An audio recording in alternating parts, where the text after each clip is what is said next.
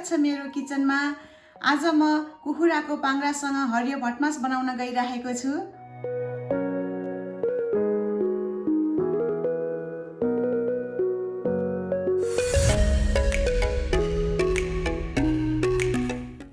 पानी उम्लेपछि यसमा अलिकति बेसार राख्ने अनि यसमा पाङ्ग्रालाई राखिदिने। यसरी उम्लेको पानी छ, बिस्तारै राख्नुपर्छ।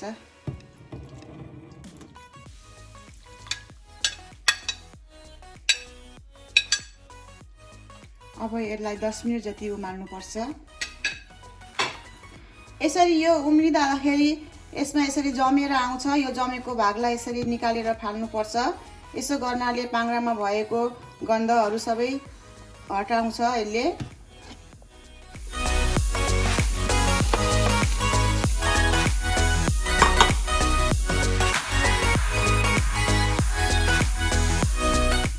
तेल तताउने अनि यसमा तेल तातेपछि पाङ्ग्रालाई हाल्ने।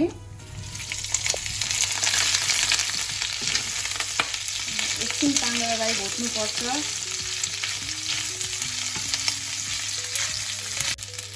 यसरी 2 मिनेट जति भुटेपछि मैले यसमा प्याज राख्दैछु अलिकति, अनि अदुवा लसुन पनि राख्दैछु। फेरि यसलाई एकछिन भुटिराख्नुपर्छ चलाउँदै चलाउँदै।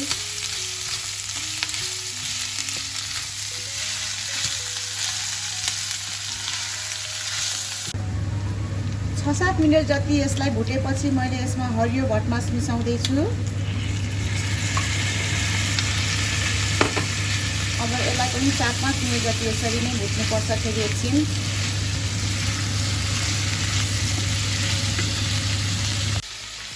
नुन स्वाद अनुसार राख्ने। नुन धेरै राख्नु पर्दैन, यसमा सोया ससहरू पनि राख्नुपर्छ। अहिले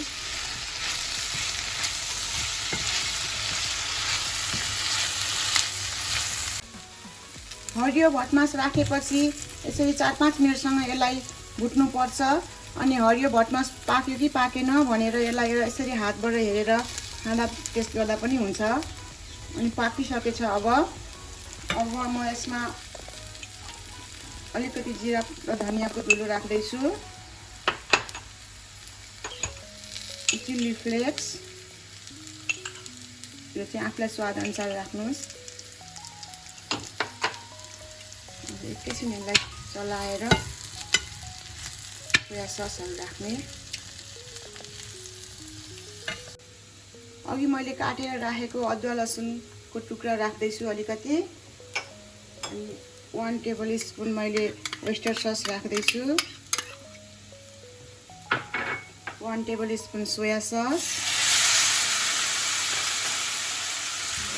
चलाइदिउँ।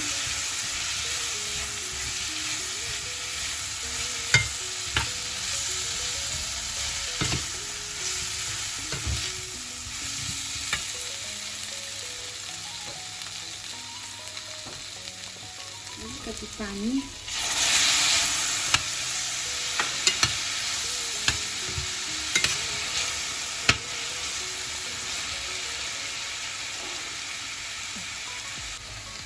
अघि मैले काटेर राखेको spring onion, green pepper, red pepper र येलो पेपर राख्दैछु।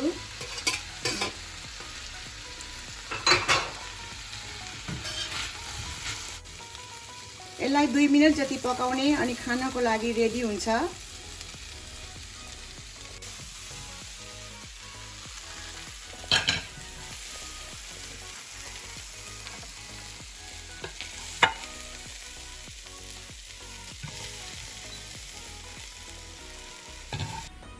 हाम्रो हरियो भटमास हालेर बनाएको पाङ्ग्रा रेडी भयो।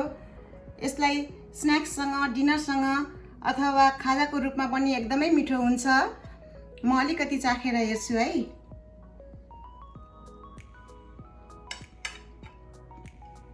एकदमै मिठो भएको छ, पिरो स्वादको भएको छ।